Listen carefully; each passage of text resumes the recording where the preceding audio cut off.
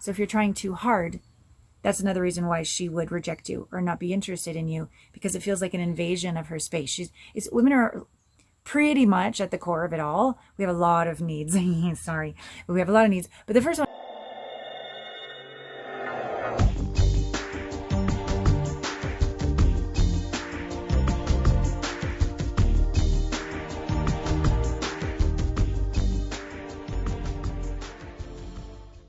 Hey, Allana Pratt here, host of the podcast Intimate Conversations and founder of Heartmates, the world's first partnering app where you become the one to find the one to keep the one. So your question around rejection, reasons why women reject you over and over. Sounds like a pattern. Excuse me. Any pattern is always subconscious. So I just want to start right out of the gate by saying you're probably doing your best. No, not even probably. You are doing your best. You may have a hint of what's going on and you're being a little bit scoured. I get scoured too. But I also want you to know that it's very possible that one of the reasons why they keep rejecting you is a complete blind spot, and that it is an unhealed wound that is unknowingly or knowingly, because you know you're being rejected, but it's repelling love. It's repelling connection. It's repelling meaningful hi. So let's get into a couple of these reasons why you might be repelling women. You might not even be showing up in the first place. You might think you're showing up, but you're not showing up. You might not be firm in your feet. You might not be solid in your handshake. You might not make your communication land. You might sort of like have one foot on the brake and one foot on the gas. So you might energetically be invisible, even though you think you're showing up. You're not claiming the moment. You're not claiming them. You're not claiming your possibility of connecting with them.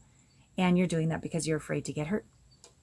And so your voice might be high, not low. Your posture might be pulling back, not here. You might be talking up, ending your sentence like with an up, like it's a question, as opposed to a down, like it's certain, like you know who you are. So it could be how you're showing up, which is making you invisible to them, and they don't follow through.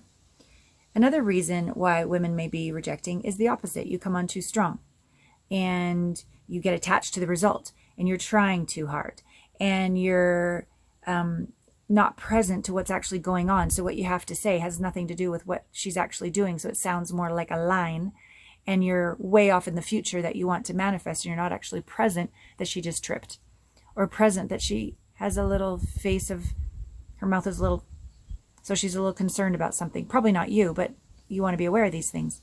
So when you are getting to know a woman, you want to be present. But present doesn't just mean like looking at her like this. It means like being aware of her body language, of the way is she holding her breath, or has she had a deep sigh? And you want to be curious. You don't want to go in and fix or change. You don't want to go in and try to make a result happen. You just want to be, and curious and kind and supportive and tell me more, this kind of way. So if you're trying too hard, that's another reason why she would reject you or not be interested in you, because it feels like an invasion of her space. Women are pretty much at the core of it all. We have a lot of needs. Sorry, but we have a lot of needs. But the first one is safety. And if that one's not done, we're not going to go down the rest of the box and check any other boxes. Safety first. And if she's experiencing an invasion of her space and she doesn't feel safe, game over, done.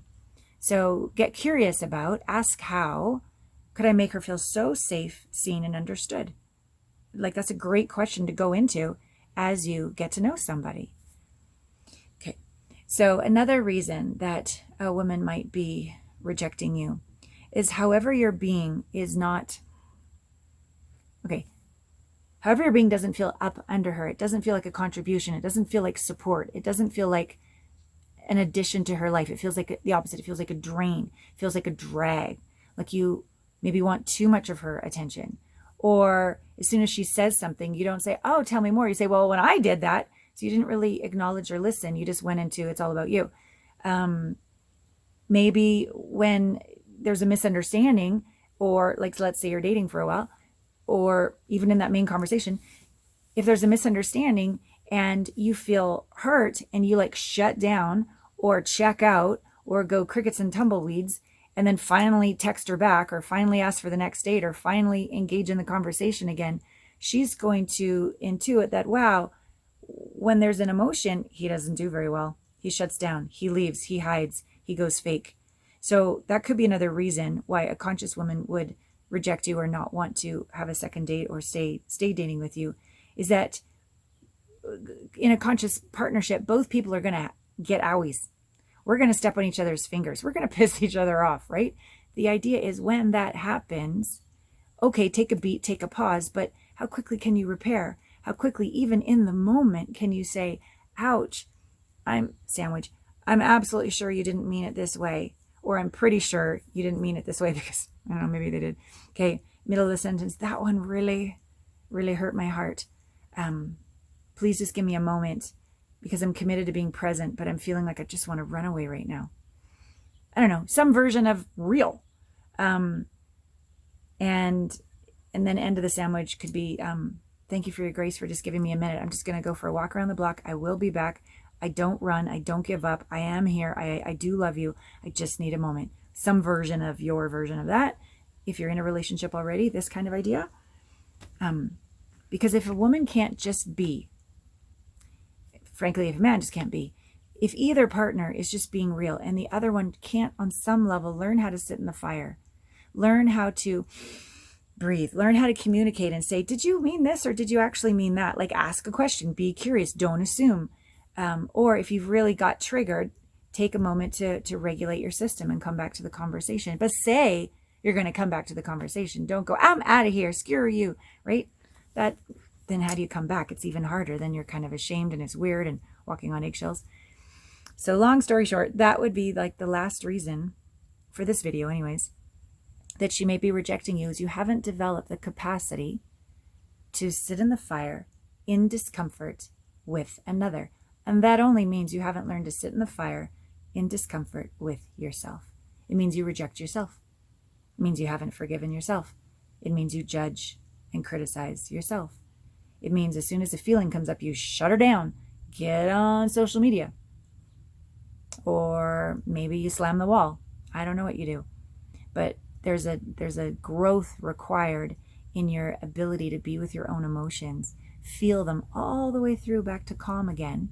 Even if you need to step aside, because we all rupture relationships, that's normal. And the idea is to repair them as quickly and gracefully as we can.